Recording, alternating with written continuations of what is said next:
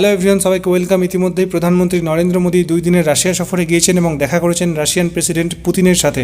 তাদের মধ্যে বিভিন্ন বিষয়ে আলোচনা হয়েছে এবং এই সফরের দিকে তাকিয়ে আছে গোটা বিশ্ব।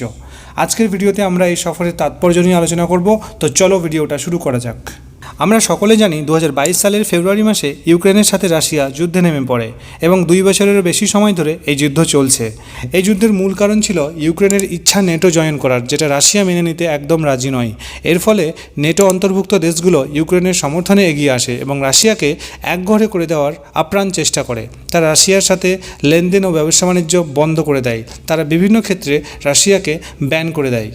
আমরা সকলেই জানি ভারত বর্তমানে ফাস্টেস্ট গ্রোয়িং ইকোনমি একটা দেশ এবং ভারতের স্ট্যান্ড কোন দিকে হবে সেটা অনেকটা গুরুত্বপূর্ণ ছিল সবার কাছে। এই জন্য আমেরিকা ও নেটো সমর্থিত দেশগুলো চেয়েছিল ভারতকেও রাশিয়ার বিরুদ্ধে দাঁড় করাতে, কিন্তু তাদের এই মত দেয়নি ভারত, বরং সবার বিরুদ্ধে গিয়ে ভারত রাশিয়ার সাথে ক্রুড অয়েল বা অশোধিত তেল আমদানি করতে থাকে এবং রাশিয়ার সাথে আন্তর্জাতিক সুসম্পর্ক যুদ্ধ চলাকালীনও বজায় রাখে ভারত। যদিও ভারত সবসময় এই যুদ্ধের বিরুদ্ধে মতামত জানিয়েছে, কিন্তু কখনোই কোনো এক পক্ষকে নিজের সমর্থন জানায়নি। তাই আমেরিকা ও রাশিয়া দুই দেশেই ভারতের কূটনৈতিক দিকে নজর রেখেছে সবসময়। তাই প্রধানমন্ত্রী নরেন্দ্র মোদী তৃতীয়বারের মতো প্রধানমন্ত্রী হওয়ার পরই পুতিনের ডাকে সরাসরি চলে যান রাশিয়া সফরে এবং প্রধানমন্ত্রী বুঝিয়ে দেন যে ভারতের সাথে রাশিয়ার যে সুসম্পর্ক ছিল সেটা এখনও বজায় আছে।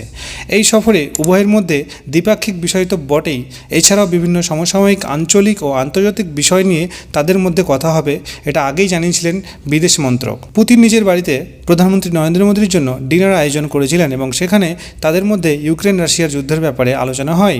সেখানে প্রধানমন্ত্রী নরেন্দ্র মোদী রাশিয়ার প্রেসিডেন্ট পুতিনকে যুদ্ধে ইতি টানার জন্য আর্জি জানান।